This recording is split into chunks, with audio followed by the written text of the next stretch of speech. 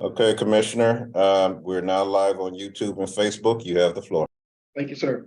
Good afternoon. Welcome to the meeting of the Audit Committee of the Public Building Commission of Chicago being held today, June 22nd, 2013 at 3:45 4 p.m. at the Richard J. Daley Center. Director Sanchez, please call the roll. Thank you. Chairman Whitley. Here. Commissioner Sachs. Here. Commissioner Randolph. Here. Chairman, we have a quorum. Thank you, Director Sanchez. The first item on the agenda is approval of the minutes from the June 30th, 2022 Audit Committee meeting. Is so moved. Thank you. There's a second? Second. All right, motion has been approved. The next item on the agenda is public participation in accordance with the Open Meeting Act. Registered speakers will be allowed 2 minutes to provide comments. Are there any persons? No registered. Thank you. All right, the next item on the agenda is report by the PBC's Director of Finance, Tanya Future Weekly. Management overview regarding the Public Building Commission's annual comprehensive financial report for years ending 12/31/2022 and 2021. Good afternoon, and thank you very much, Commissioner. And again, I will say this is getting back to normal. Yes. It's very good to be face to face after several years of not. So this year I am bringing forth our draft version of our annual comprehensive financial report, or ACRA, which is a different name because we have had to drop saying it as a CAFR. It's the same report, just a new acronym for us to all learn and love. This year, we will be presenting it for only fiscal year ended 2022. In your book, as you have, is the draft version, which includes 2 years, but new for this year, the PBC will be adopting and implementing GASB 87 for leases.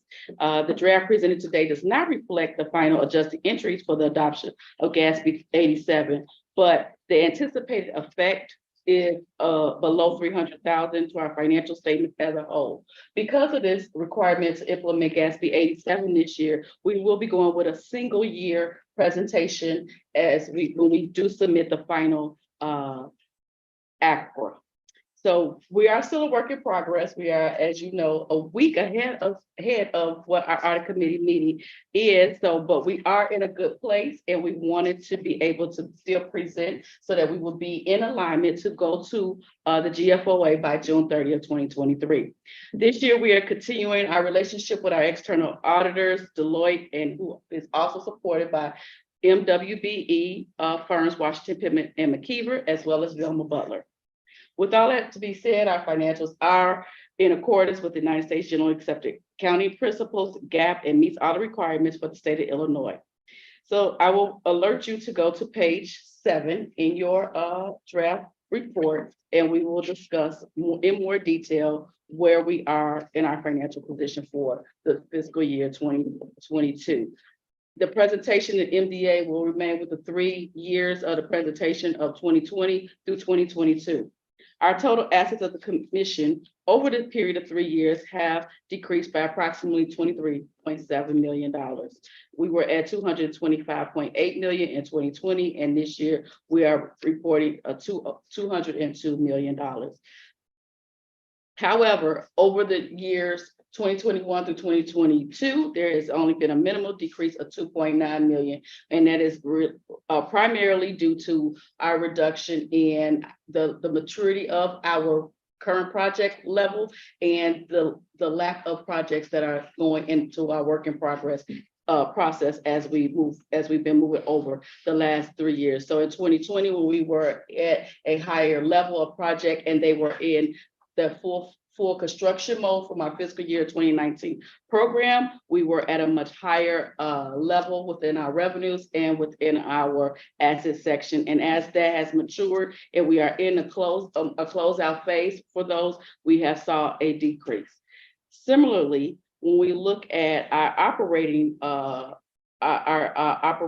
revenues for the years, as we look down on the page, we'll see that we've had a similar decrease in our operating revenues over the period of the 3 years.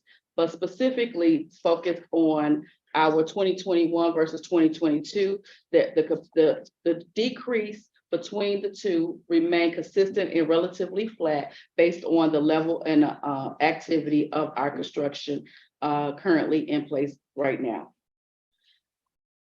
Our net assets have decreased over the years, but this year we're reporting a $67.5 million as of December 31st of our net assets.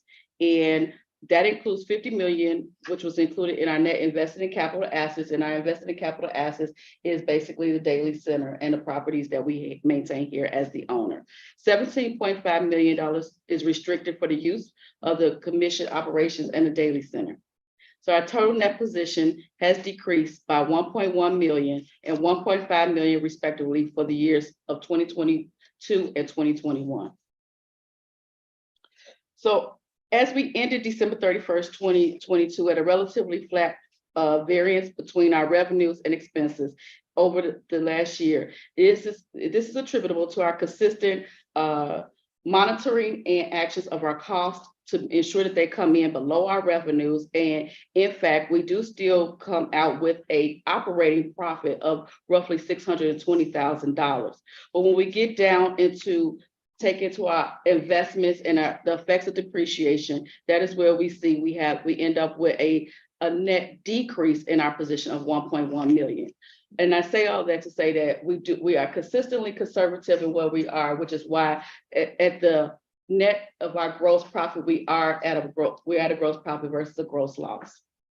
So on behalf of our 2022 completions, the PBC did successfully complete 2 projects with Chicago Public Schools, the Belmont Craig Elementary School project, which was a collaborative effort between Chicago Park District and CPS in bringing a beautiful new facility there, as well as Wendell Phillips Academy High School, where we were able to do a 21,000 square foot athletic annex for that area, in which the community is very happy for that to be given there. When we look specifically at the commission's fiscal operating and administrative expenses, we have remained flat in light of the continuous decrease in our staffing and our reduction. We continue to provide high-level project work and completing our duties within a minimal amount of budget, and we will continue to discuss as our budget goes in the October meeting. But as we look at the end of our fiscal year 2022, we remain flat and consistently under the budget that we had approved at our October board meeting. That is all that I have. I will continue to say that it's been a hard work and effort. We still have huge ways to go on some level to get to our final, but we feel very confident that we will get there, and I am very happy to be presenting this to you today. Thank you. That is the end of our report, Commissioners. Quick question, the reduction both in the revenue, I guess more so revenue, was that contributed at all to COVID? Well, I would have said yes last year to that, and then it would have been more so as what it is. I will not say that I think that is the sustained effect, because we just have, as we discussed in October, when we are approving our budget and looking at our work in place, the issues lie more within the lack of project work that we have been receiving from our other agencies over the past 3 years. When we looked at 2020 and 2021, we would have been able to say that was a systematic effect of it, but that is not the case as we're now in 2023, and we still have yet to receive a large enough capital program to do, but we're very optimistic with the new administration in the place, and that we will, be able to come to a collaborative efforts as to where we're going to go as far as with our programming and our project influxes. Great, thank you. Mhm. Is there a motion to accept the I report move provided we by accept. the Director of Finance? Second. All right, the report is accepted. Thank you. For the next item, and please forgive me for, It's Boucher. Boucher legally.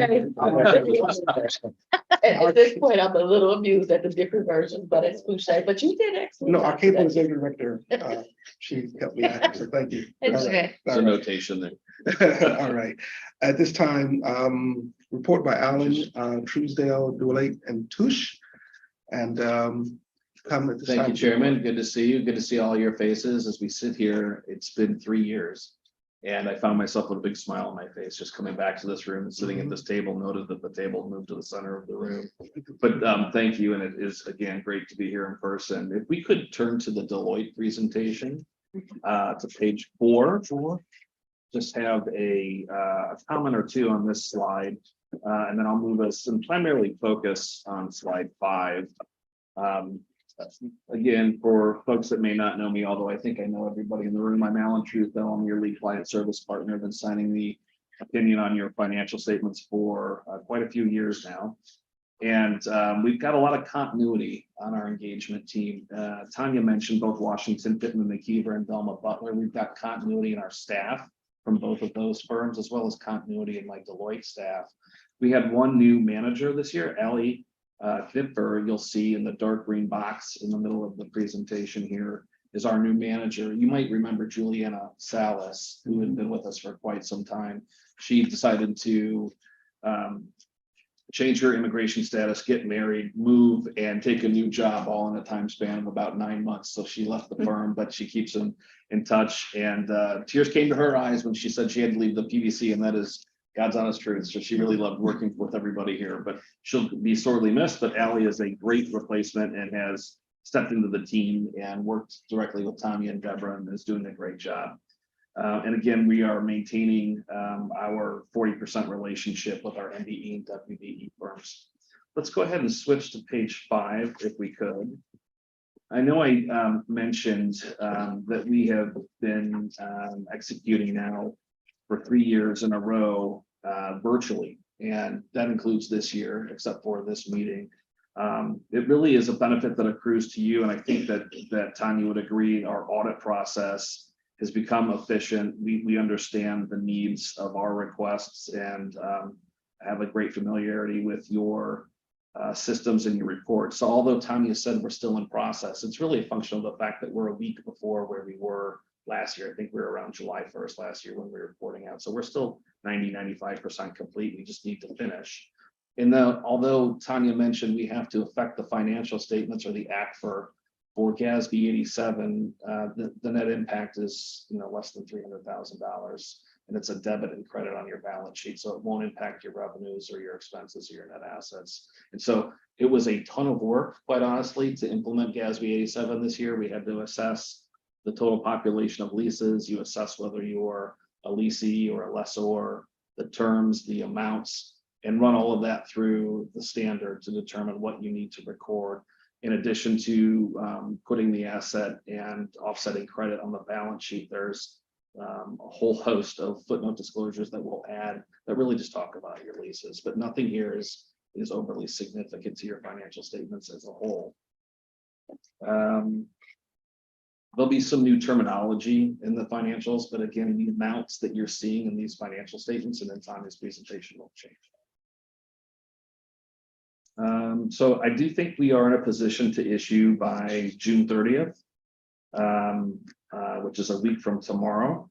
The biggest takeaway again is the implementation of GASB 87, but otherwise it was kind of business as usual. And so the only other requirement I have to talk you through are those standard communications that we give you every year that you've seen that are the same as they've been each of the last 5 years. And so to summarize those for you, if you want to flip slowly through pages 6, 7, and 8 when you get there. And I can just summarize them for you, off the top of my head. Again, we're independent of the commission. There are no corrected misstatements, no corrected material misstatements in the financial statements to date. There are no uncorrected or past adjustments in the financial statements to date. I don't have any material weaknesses in internal controls to report to you. And we received the full cooperation and support from management. We haven't had any disagreements.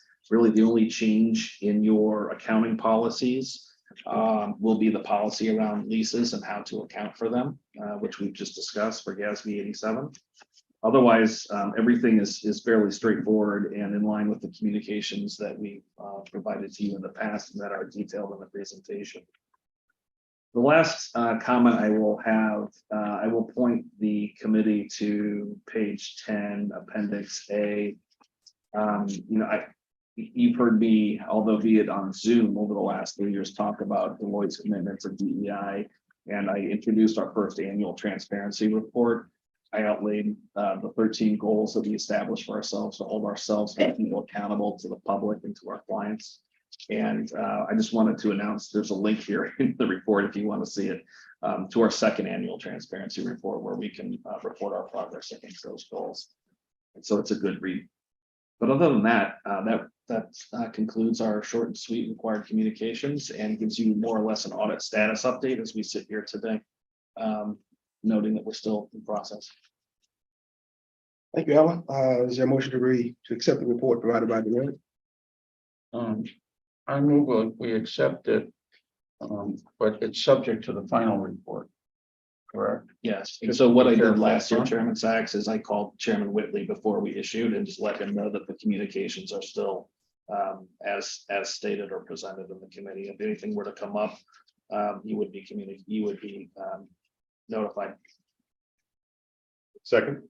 All right, the report is accepted. Motion to adjourn.